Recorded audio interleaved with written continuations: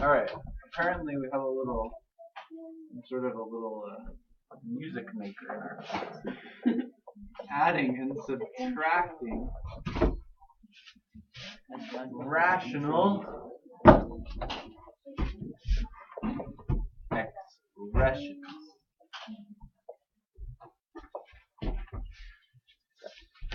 So today we're going to, because yesterday we talked about if they have the same denominator. Today we're going to start looking at what if they don't have the same denominator. And this turns out to be, this is number 9 on your homework. This turns out to be pretty laborious. Okay? These take a little while to complete. So number 9, 7x over 2x minus x minus 2 over 20x plus 16. So here's the deal. We have to find the lowest common denominator, right? So how do we find the lowest common denominator? We think about when we added something like 1 over 12 plus 1 over 18. Mm-hmm. What's the least common denominator between 12 and 18? 6. 3. Well, those are factors. Yeah. We're looking for the least common multiple. Oh, right? 36. Yeah, 36. But how do we actually find that? Okay, so if I had given you an example like 1/2 and 1/3, we just multiply this one times 3 and this one times 2. Mm-hmm. But in this case, that's not true. Why? Why is it not true that I just multiplied 12 times 18 to find my lowest common denominator? Because 12 times 18 isn't the lowest. Okay, but why isn't it? It is here. Yeah, because the only multiple between those two is multiplying those two. Okay. So, or higher.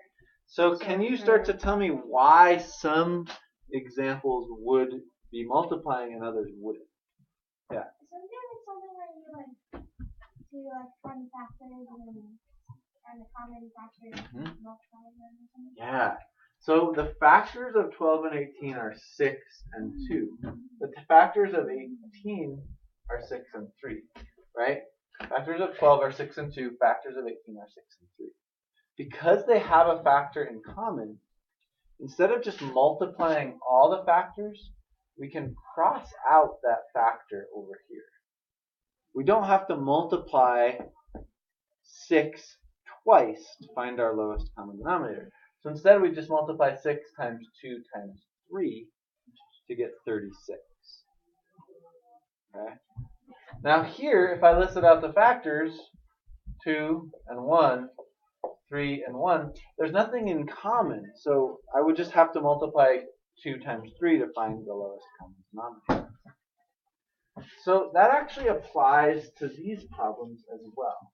What that means is that before we do anything with these, we want to factor the denominators. Okay? So for example, the first one is basically already factored for us. And the second one, we can pull out a 4. Right?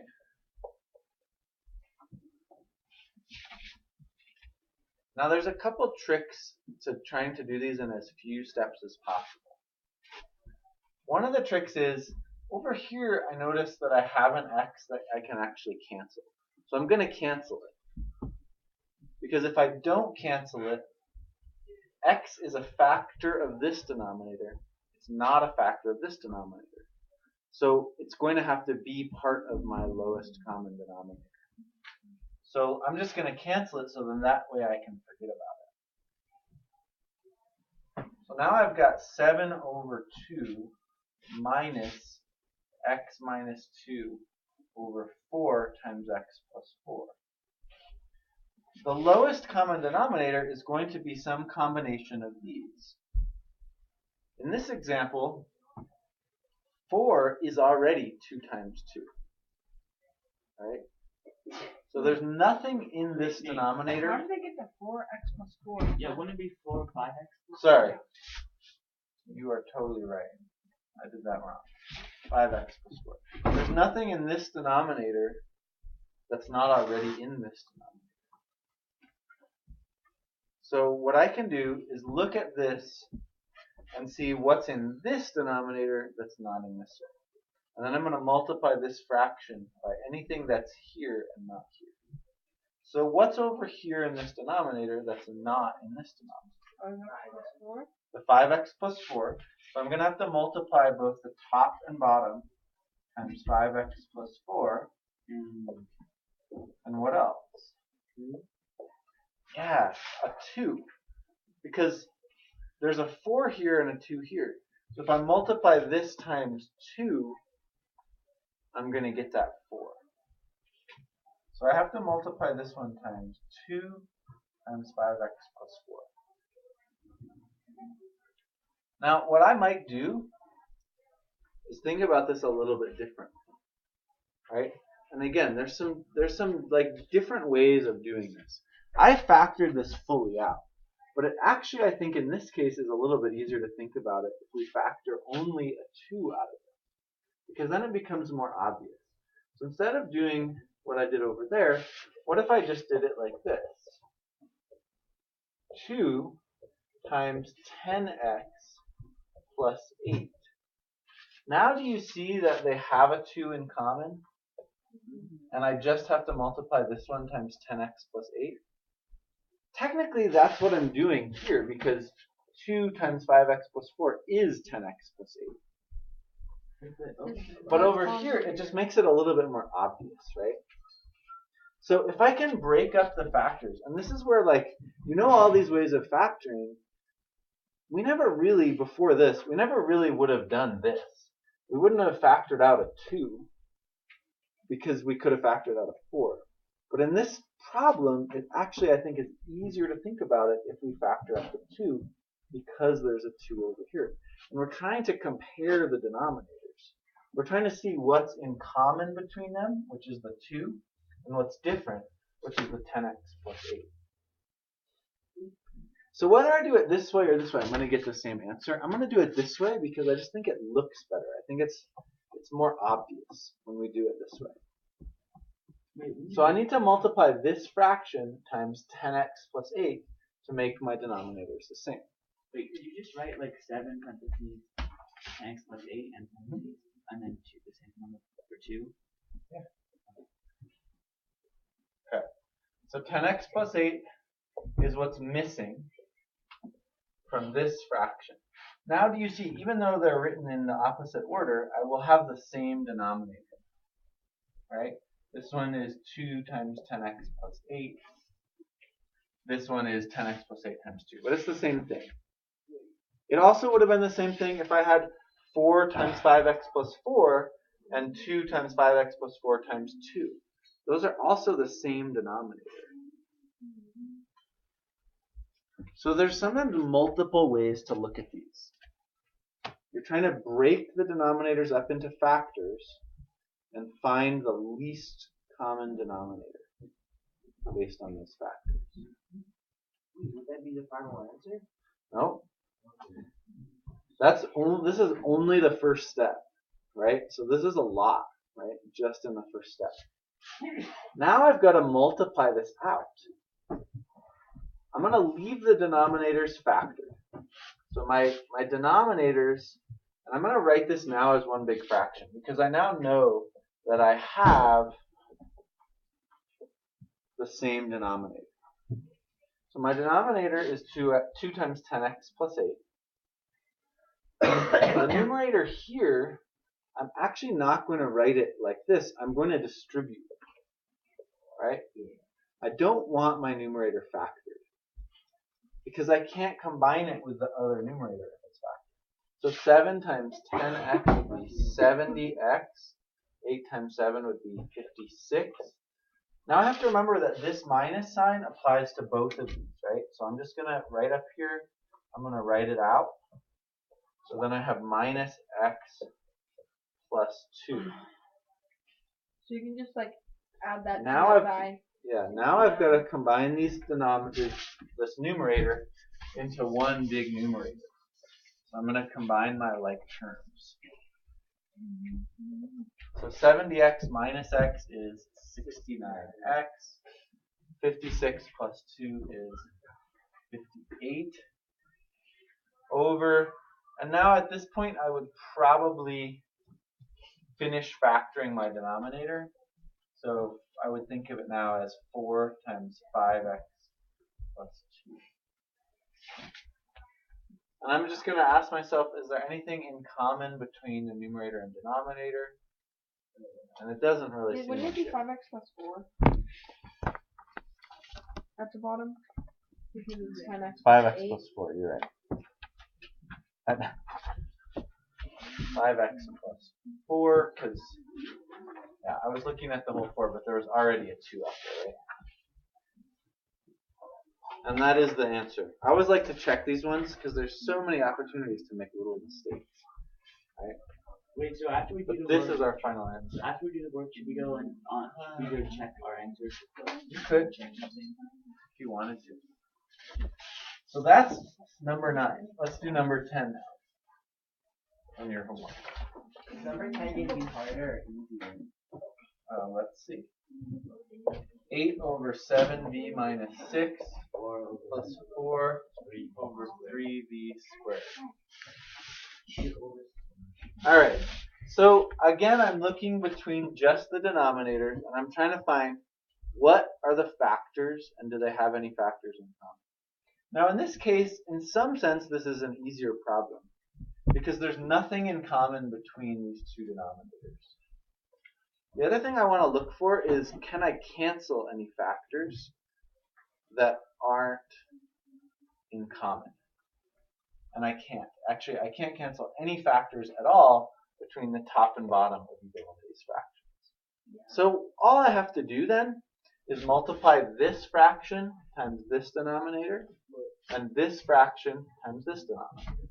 Just like we would do if I had 1/2 plus 1/3. I'd multiply this times 3 over 3 and this times 2 over 2. Right? So, yeah, 2 over 2. Okay, so I'm going to rewrite the first fraction, but I'm going to multiply the top and bottom times 3b squared. So 3b squared, right, over 3b squared. And then have to kind of think of this all as being in parentheses, even though it doesn't really matter a lot for the numerator. So that's the first fraction times that denominator. And then I've got the second fraction times this denominator.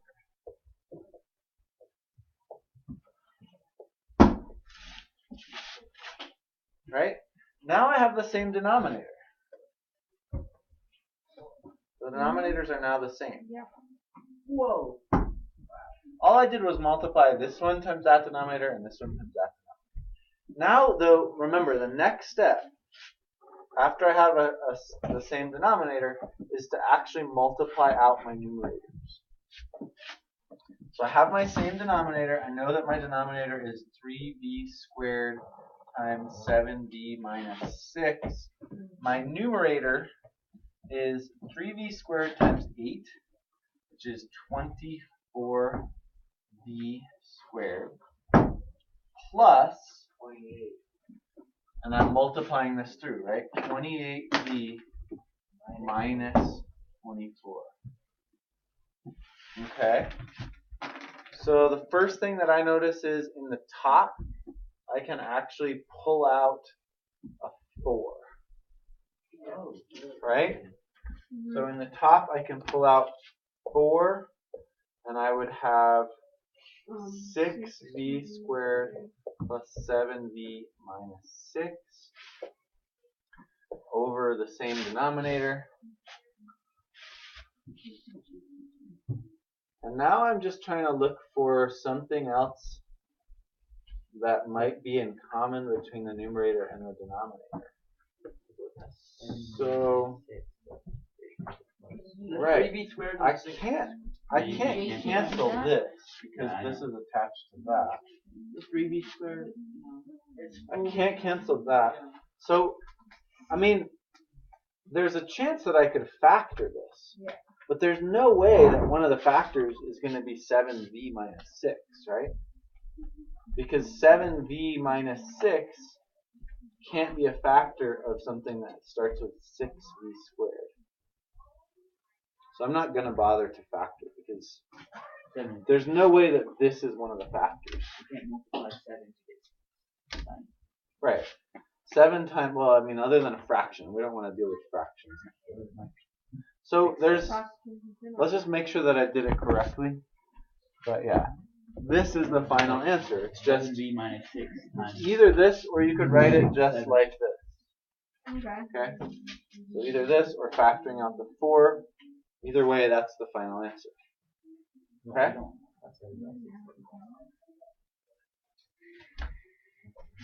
Let's do another example.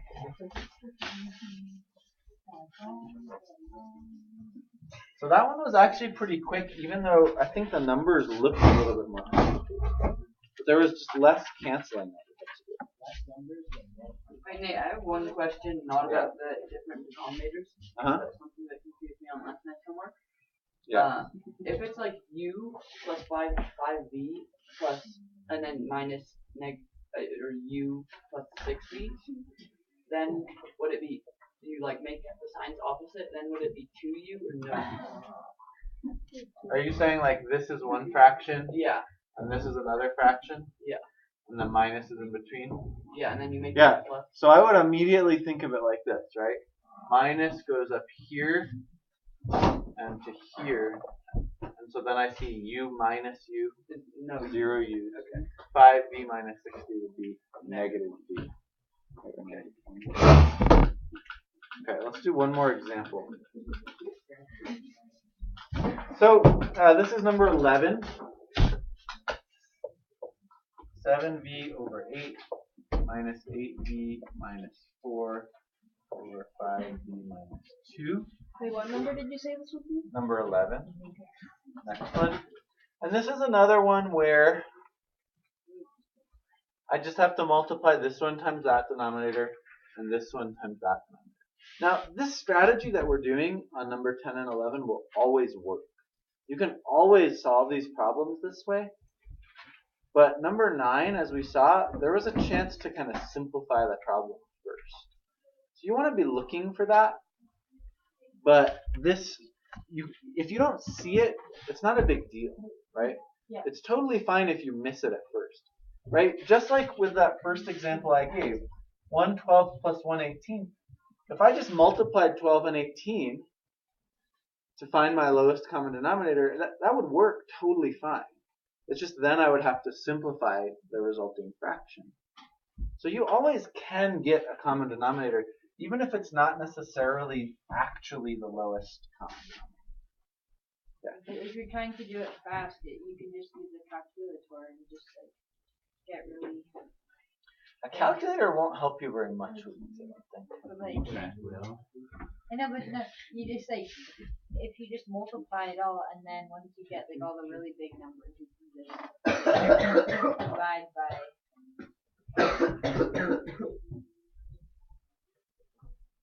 Yeah, you can definitely use a calculator to multiply some of these. Okay, so I'm multiplying this one times 5v minus 2, I'm multiplying this one times 8, and then I will have the same denominator, which is just 8 times 5v minus 2. In the numerator, I have 5v minus 2 times 7v. So I'm going to distribute that through, which is 35v squared minus 14v. Over here, I'm going to immediately rewrite this. And then, remember to think of your numerators as being in parentheses. Distribute this through. So I've got minus 64v plus 4 times 8, which is 32. Now I'm going to try to combine some of these things. So I've got 35v squared minus 78b plus 32 over 8 times b minus 2. And this is where you can kind of cheat, right? Normally I would have to try to like factor the top, but I don't. I don't really have to factor the top. The only thing that matters is 8 a factor of this? Nope. No, because 8 doesn't go into 35. So then is 5b minus 2 a factor of this? Well, if 5b minus 2 is a factor of the numerator, then the other factor has to be, I only have to look here to see that it would have to be 7b, and I only have to look here to see that it would be minus 16. Yeah. Okay, now I'm not saying that I know these are the factors. All I'm saying is that if this is a factor, this has to be the other factor. So now I need to check to see if that actually adds up to negative 78. So does 5b times negative 16, which would be negative 50 plus negative 30, right? Negative 80? Is that right? Negative 80b, and then negative 2 times negative 7 minus 14b. Is that negative 78b? Yep. No. No, it's not. Negative 94. Right? So what that's telling me is this isn't a factor. These are not the factors. That's just your answer. But what that means then is, well, if this isn't a factor, then there's nothing that I can cancel. Yay. So I'm not really worried about factoring it now. Because the only reason I needed to factor in the first place was to see if I could cancel. And so I'm just going to leave my answer just like this. That's the final answer. And I'm going to just check that I did it right, which I did. Yeah. So do you see it? Do you see kind of like the little cheat at the end? Rather than actually trying to factor this, I'm doing like 35 times 32, finding factors of that add up to negative 78. That sounds like a nightmare. I'm just saying, is this a factor? No, it's not. It didn't work.